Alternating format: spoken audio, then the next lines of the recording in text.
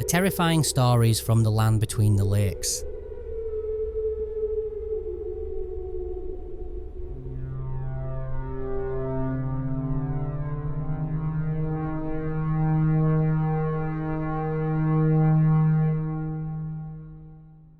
It was a sticky Kentucky morning, the summer of '82, the air so thick with humidity you could practically swim through it. Two park rangers doing a routine patrol caught the sharp metallic smell of a copper penny drifting off a stalled RV parked awkwardly on a turnout. It was a smell that cut through the sweet decay of the forest floor, a smell that meant something was wrong. What they discovered inside that vehicle and just outside of it would never make the 6 o'clock news. It would never make any news. They found a father and son torn to pieces with a brutality that defied any animal they knew, and the little girl, she was gone, vanished, until one of them, fighting back nausea, happened to look up. Her body was wedged impossibly high in the branches of an old oak, placed there with a deliberateness that was somehow more terrifying than the violence below.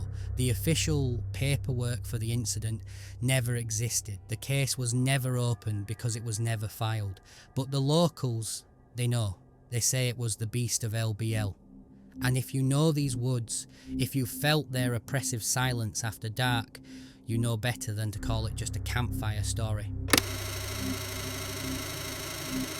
Most folks who visit the land between the lakes, LBL for short, see exactly what the tourism board wants them to see. It's a postcard playground of sun-dappled oak ridges and mirror-calm water, a sprawling peninsula tucked between Kentucky Lake and Lake Barkley. The brochures practically sing about its 170,000 acres of pristine wilderness, boasting of endless hiking trails, scenic horseback loops, and enough largemouth bass to keep anglers grinning from dawn till dusk.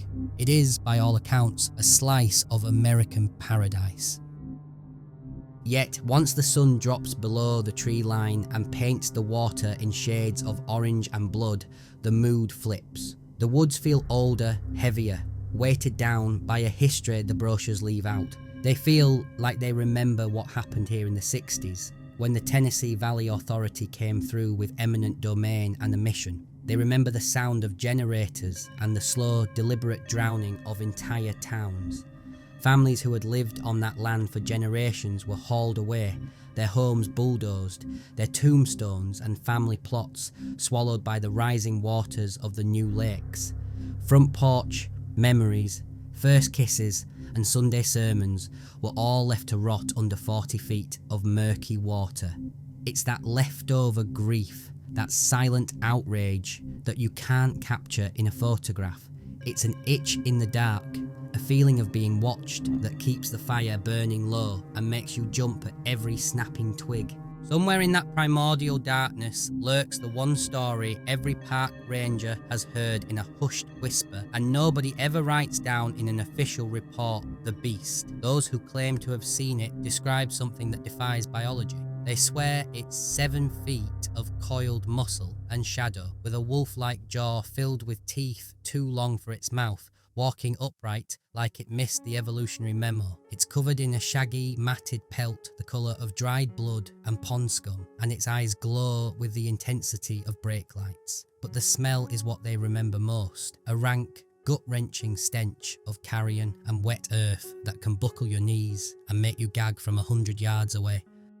How did it get here? The story splinters depending on who's doing the telling. One version, passed down through generations, says a Native American shaman cursed the settlers who murdered him for his land. As he lay dying, he swore he'd return on 2 legs and with fur to hunt their children for eternity. Another, more modern legend claims it all started with a sick settler during a cholera outbreak, whose fever burned so hot it cooked his mind and twisted his body into something else entirely. Something feral and immortal. Whatever the truth, the tracks keep showing up. Clawed prints the size of dinner plates pressed deep into the mud, far too heavy for any known animal. Trees are found flayed, the bark stripped away in violent spirals as if they'd been put through an industrial blender, and every so often a farmer will find a pasture full of cattle carved into neat bloodless pieces, a display of surgical precision that no predator could manage. Scientists cry hoax and point to black bears and local pranksters.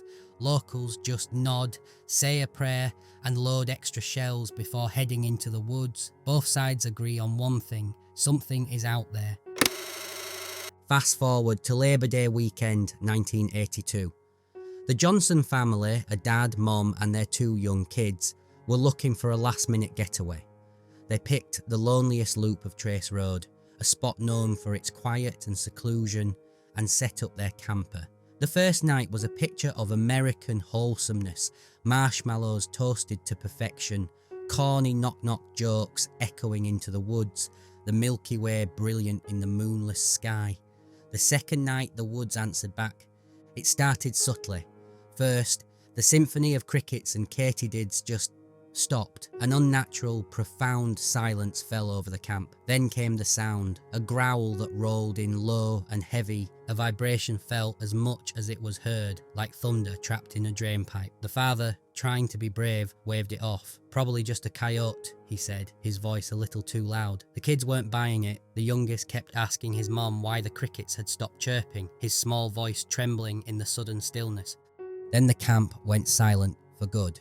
The next morning, the rangers found the father and son. They were strewn across the picnic table amidst the remnants of their dinner, their injuries so severe and bizarre that nobody could square them with a bear or cougar attack. The mother and daughter were gone. The only trace of the girl was a single pink sneaker lying near the fire pit. It wasn't until a rookie ranger, trying to escape the carnage, leaned against a sycamore tree to catch his breath that she was found. He looked up and there she was, 30 feet off the ground, folded neatly into a fork in the trunk like a broken doll that had been placed there with care. Within hours, unmarked black SUVs with tinted windows sealed the loop. There was no press release, no obituary, no Amber Alert. Just a sudden, quiet closure of that particular campsite, barricaded with chain link and an orange sign that eventually faded to rust. The whispers started the same week. Locals spoke of government clean-up crews in hazmat suits, of unmarked vials being collected that contained unidentified lupine tissue, and of a family friend named Roger who swears on his life the bodies vanished from the county morgue at 3 a.m, taken by men in military uniforms. No death certificates were ever issued, no case file was ever created,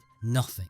Still, the story survives. It keeps bouncing around internet forums, late-night podcasts, and the shadowed corners of Reddit. A digital ghost refusing to be exorcised because no matter how hard you try to bury a story like that, the smell of blood and pine has a way of sticking to the back of your throat. A decade later, in the mid-90s, 5 kids from nearby Murray State University thought it would be a rebellious thrill to camp in that same cursed stretch of woods. Armed with cheap beer, a boombox, and a book of ghost stories, their plan was to get drunk, scare each other silly, and maybe go for a skinny dip in Honker Lake.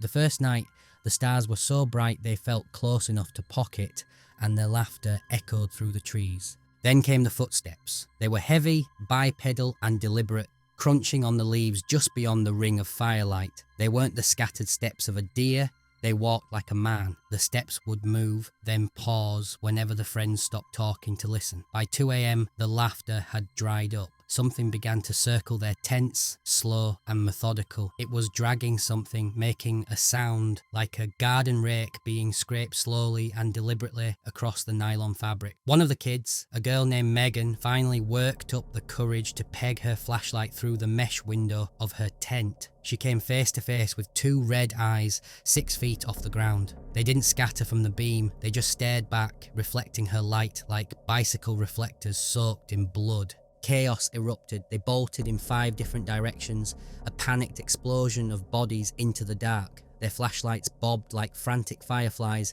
and their voices cracked into raw, primal screams that nobody could place as human. Megan was the first to make it out, running barefoot for miles until she collapsed at the ranger station, clutching a broken tent stake like a crucifix. When the sheriff's deputies finally went to investigate, the campsite looked pristine.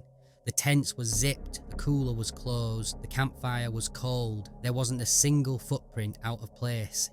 University officials, eager to avoid a panic, chalked the whole incident up to mass hysteria fueled by alcohol and local legends. But the 5 kids, though they rarely speak of it, know what they saw. And every fall semester, as the leaves begin to turn, a new crop of freshmen hears the story whispered in the dorms after lights out. A chilling reminder that you can't erase a nightmare just because the paperwork says it never happened. Beyond the fangs and claws of the beast, LBL collects oddities and sorrows the way its floodplains collect driftwood.